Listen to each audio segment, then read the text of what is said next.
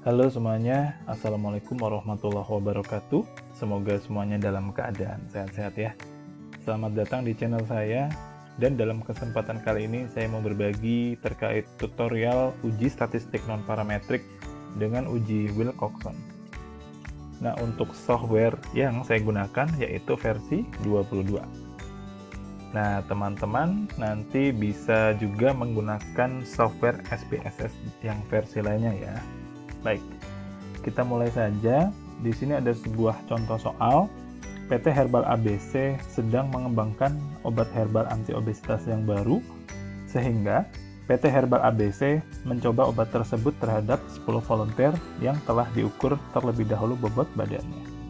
Setelah 2 bulan, 10 orang volunteer itu ditimbang kembali bobot badannya untuk mengetahui apakah ada penurunan bobot badan yang nyata. Nah, teman-teman dapat melihat di dalam tabel ini ada sejumlah 10 volunteer dengan bobot badan sebelum dan sesudah diberikan obat herbal anti-obesitas. Dan dari data inilah yang nantinya akan kita olah dengan menggunakan SPSS. Sebagai tambahan, di sini ada sedikit catatan ya.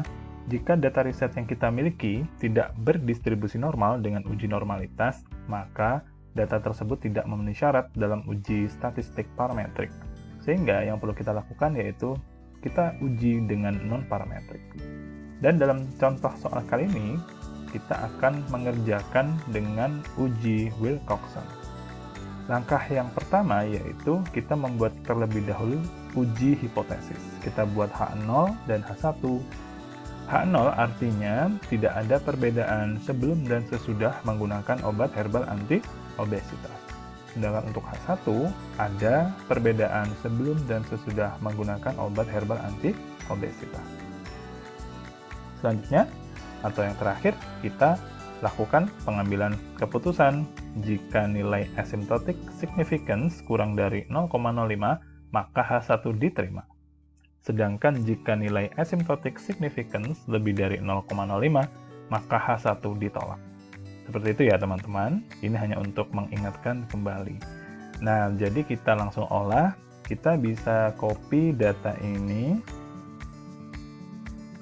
kita masukkan ke dalam SPSS ya, lalu kita paste nanti di data view.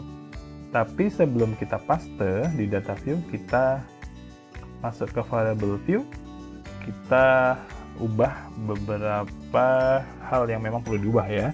Misal nama, kita isikan dengan sebelum. Untuk tipe, kita tetap numerik ya. Untuk field, kita biarkan desimal, kita ubah menjadi 0. Label kita isi dengan sebelum minum obat. Seperti ini ya teman-teman. Yang lain juga bisa kita lewati. Untuk measure, kita ubah ke scale. Selanjutnya, kita isi dengan sesudah. Yang lain sama. Desimal kita ubah ke 0 ya. Seperti ini. Untuk label, kita isi sesudah minum obat ya. Yang lain juga sama, kita ubah scale seperti ini ya. Setelah teman-teman melengkapi ini, kita bisa beralih ke data view seperti ini, maka akan muncul sebelum dan sesudah. Kita bisa klik sini misalnya, lalu kita paste, maka akan muncul bobot badan dari ke 10 volunteer ya, ke 10 volunteer yang sudah ditimbang ya, sebelum dan sesudah menerima obat herbal anti-obesitas. Jika sudah, kita langsung masuk analyze, lalu kita pilih non-parametric test, lalu ada legacy dialog seperti ini, kita pilih to related sample seperti ini ya. Jadi sangat sederhana. Jika sudah, teman-teman bisa klik, maka akan muncul tampilan seperti ini. Pastikan bahwa sebelum minum obat dan sesudah minum obat ini akan masuk ke variabel 1 dan variabel 2. Bagaimana cara memindahkannya? Kita manfaatkan tanda panah ini. Ya, jadi kita pindahkan, lalu kita klik panah, maka akan berpindah ke sini ya. Untuk sesudah minum obat, kita pindahkan juga seperti ini.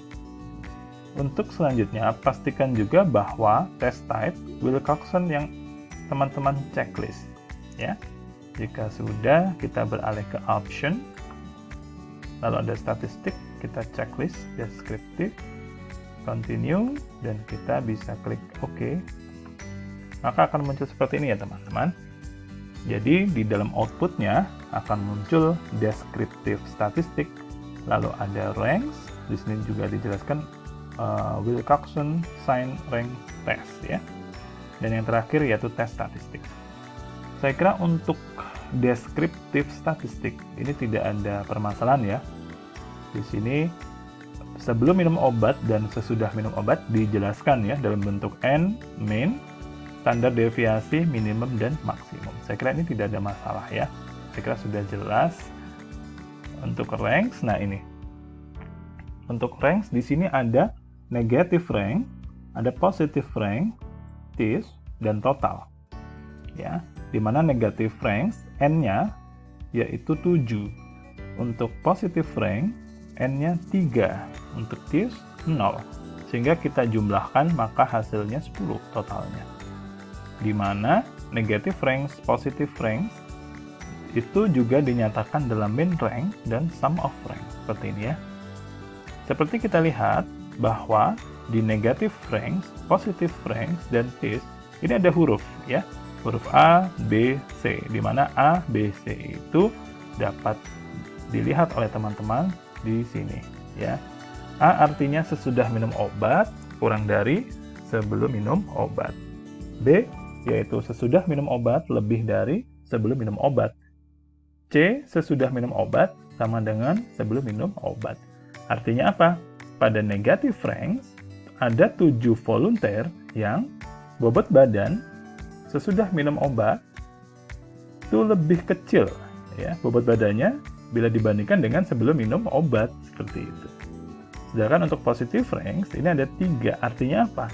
Ada 3 volunteer yang bobot badan sesudah minum obat, ternyata bobot badannya lebih dari sebelum minum obat, seperti itu ya. Dan untuk TIS, bobot badan yang sama dengan sesudah minum obat dan sebelum minum obat yang bobot badannya sama, itu tidak ada ya, sehingga di sini 0 ya, sehingga kalau kita kalkulasikan N-nya ya 10 ya, seperti itu. Jelas ya teman-teman. Jadi yang terakhir ada tes statistik. Kita langsung melihat ke asymptotic significance. Ternyata hasilnya adalah 0,036. Artinya di bawah 0,05. Sehingga dapat disimpulkan H1 diterima. Jika H1 diterima, artinya ada perbedaan yang nyata antara sesudah menerima obat herbal anti-obesitas dan sebelum menerima obat herbal anti-obesitas. Ya, jelas ya teman-teman?